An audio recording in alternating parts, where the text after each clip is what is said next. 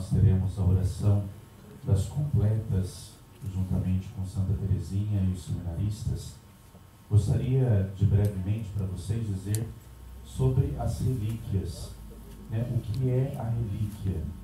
A relíquia na igreja, ela é desde o início do cristianismo, não é uma invenção atual.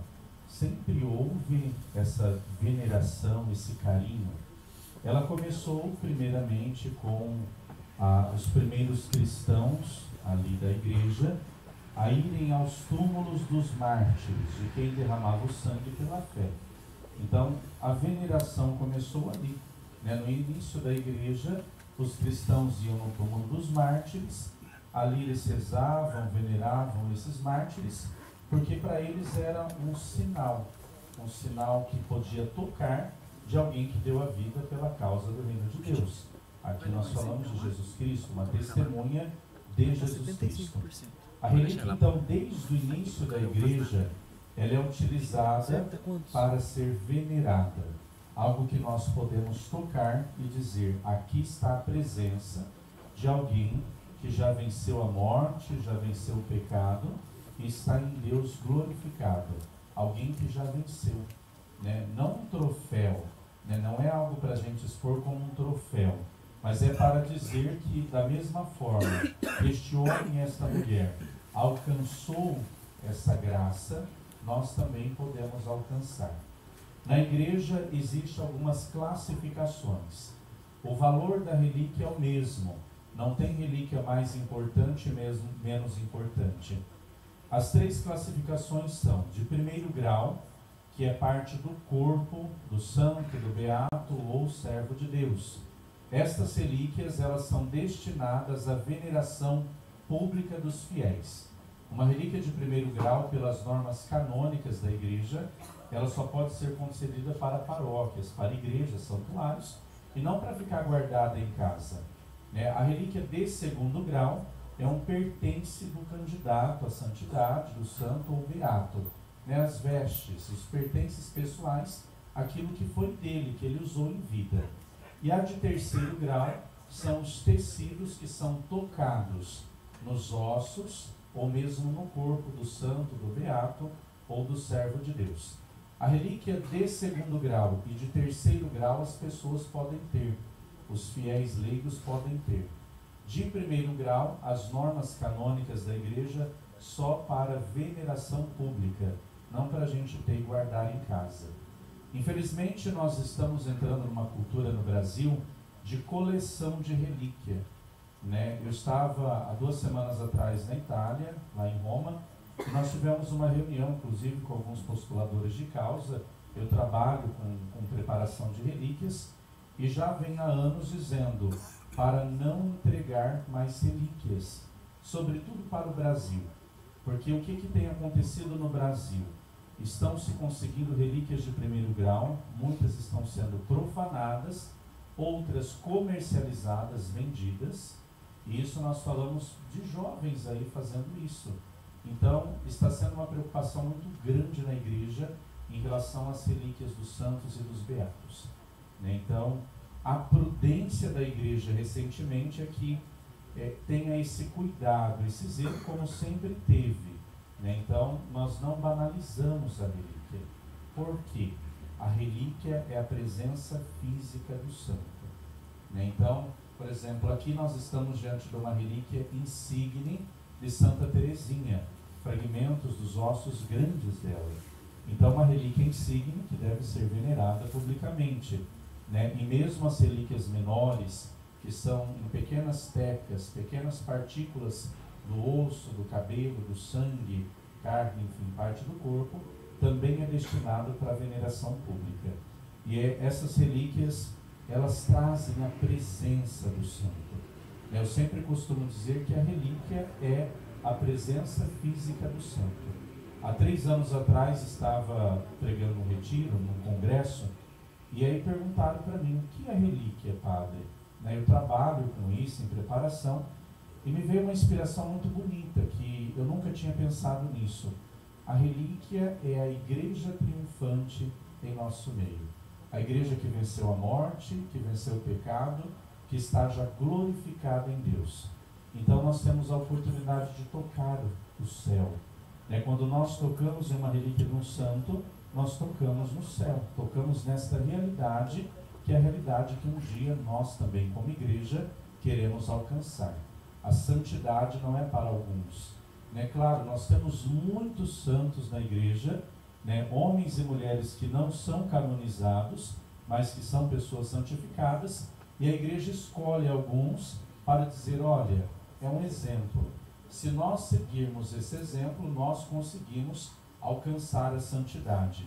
A devoção a um santo não é para pedir graça somente. A devoção é para imitar os passos que ele teve para alcançar a santidade. Ele é um farol que nos leva a Jesus Cristo. Todos os santos da igreja, eles nos mostram Jesus Cristo. O santo não é para a glória dele, porque ele por si não tem glória nenhuma. A glória é de Deus. O milagre que é realizado é Deus quem realiza por intercessão do santo, do beato ou do servo de Deus. Então, que nós possamos aprender um pouquinho essa dimensão da relíquia, porque, infelizmente, muitos hoje em dia acabam recebendo, vocês inclusive hoje receberam uma relíquia de terceira classe, o tecido que envolveu a urna de Santa Teresinha. Ela tem um valor inestimável, o mesmo valor que uma relíquia de primeiro grau. Então a gente não precisa querer uma relíquia de primeiro grau para dizer eu tenho, não é um troféu, não. A relíquia de primeiro grau é para a igreja, veneração pública. E até a relíquia de terceiro grau, ali você está diante do santo, da presença física do santo. Não é colocar em qualquer lugar, guardar em qualquer lugar. Não, prepare um altar, coloque aquela relíquia ali, venere ela com amor, tenha carinho por ela, porque você não está diante de qualquer coisa. Não é diante de uma imagem, mas é diante da presença física do santo. Então que nós possamos, diante de Santa Teresinha, saber que nós estamos diante dela. A relíquia, ela é mais importante do que a imagem. A imagem do santo representa, o santo. A relíquia é a presença do santo em nosso meio. É uma preciosidade. Inclusive, para alguns processos de milagre, nós fazemos uma pergunta. Eu trabalho com causas de beatificação, e quando há algum suposto milagre, uma pergunta é feita. Usou a relíquia do candidato? Levou a relíquia? E a maioria dos milagres que acontecem para a canonização ou para a beatificação são relíquias simples, essa de cartãozinho que vocês ganharam. Então a pessoa leva, reza ali diante da pessoa, do enfermo ou do que está acontecendo, e o milagre ali acontece. Quando se tem a relíquia, então, digamos assim, o caminho do processo é mais facilitado, porque quando nós perguntamos, usou a relíquia do servo de Deus, do beato? Nós usamos, tivemos. Então facilita o caminho para dizer, foi ele que realmente concedeu o milagre. Inclusive nós estamos com um processo na Diocese de Barretos, que deu uma briga, digamos entre aspas. O bispo da Diocese teve um padre que teve um AVC, foi desenganado. Os médicos falaram, esse padre não tem como viver, ele vai morrer, o quadro clínico dele é para morrer. E aí o bispo da Diocese foi visitá-lo e levou uma relíquia de Santa Teresinha. Usou a relíquia, rezou ali e foi embora. Mas todo mundo da Diocese estava rezando por um servo de Deus, pedindo a intercessão desse servo de Deus, um padre que está em processo. E não é que o padre se recuperou, saiu da UTI, não está com nenhuma sequela, está em perfeito estado. Entraram em contato comigo e vamos ver a história, para prosseguir o processo. E aí entrou uma dificuldade, que aí o bispo falou, eu levei a relíquia de Santa Teresinha. Eu falei, então barra, porque não tem o que fazer. Santa Teresinha, ela é santa, já é canonizada, então mesmo que foi o servo de Deus que fez o milagre, Teresinha ganha a fama. Entre um santo e um beato, o santo ganha, ainda mais com o uso da relíquia. Aí todo mundo, não, mas é certeza que foi o padre, o servo de Deus que fez o milagre. Eu falei, mas não tem o que fazer. né? Teresinha ganhou o título do milagre aí que aconteceu. Então, para dizer como se usa uma relíquia, é algo que vai dizer assim: aqui aconteceu porque teve a presença desse santo, desse beato, desse servo de Deus.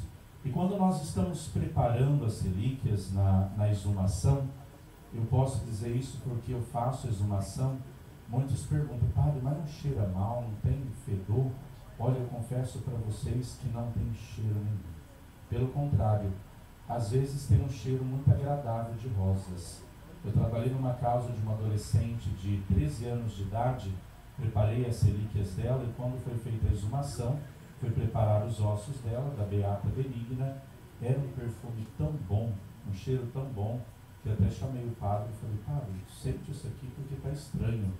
É para dizer assim, a santidade está aí.